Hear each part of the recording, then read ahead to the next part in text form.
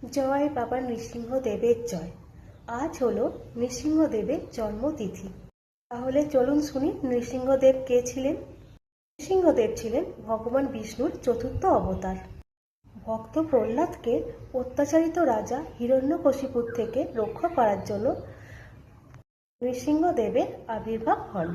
হিরণ্যকশিপু ছিল অত্যাচারিত রাক্ষস রাজা। তিনি ব্রহ্মার থেকে অমরত্ব লাভ করতে চেয়েছিলেন। ব্রহ্মা অমরত্ব বর দেয়নি। তখন তিনি ছলে বলে কৌশলে ব্রহ্মার থেকে কি বর চেয়েছিলেন জানেন? দিনে বা রাতের শেষে, ঘরের ভেতর নইলে বাইরে, এইভাবে এই স্থানে কখনো যেন কেউ তাকে নিহত করতে না পারে, আর কোনো পশু বা মানুষ তাকে যেন নিহত করতে না পারে। এইভাবে ছলে বলে কৌশলে তার থেকে বর চেয়ে নিয়েছিল। হিরণ্যকশিপু সবার ওপর পাশবিক অত্যাচার চালাতো। তারই পুত্র হলো ভক্ত প্রহ্লাদ। প্রহ্লাদ ছিল ছোট থেকেই বিষ্ণু ভক্ত। সে বিষ্ণু ছাড়া কাউকে চিনত না।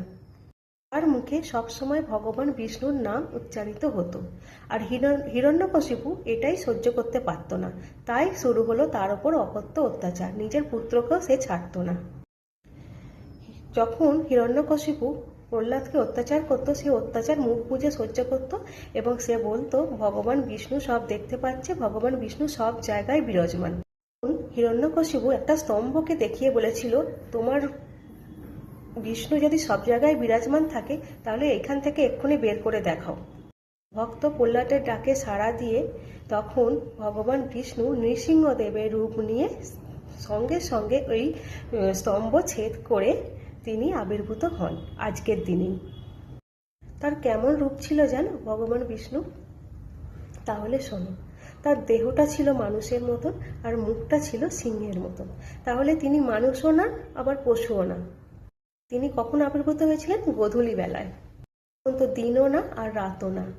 ভগবান বিষ্ণুকে যেখানে জলে স্থলে কোথাও মারা যাবে না, তাই তিনি তার কোলের ওপর শুয়ে কোনো অস্ত্র যেখানে নেওয়া যাবে না এরকম নখ দিয়ে চিরে তাকে নিহত করেছিলেন এবং ভক্ত প্রহ্লাদকে তার বাবা হিরণ্যকশিপুর হাত থেকে রক্ষা করেছিলেন।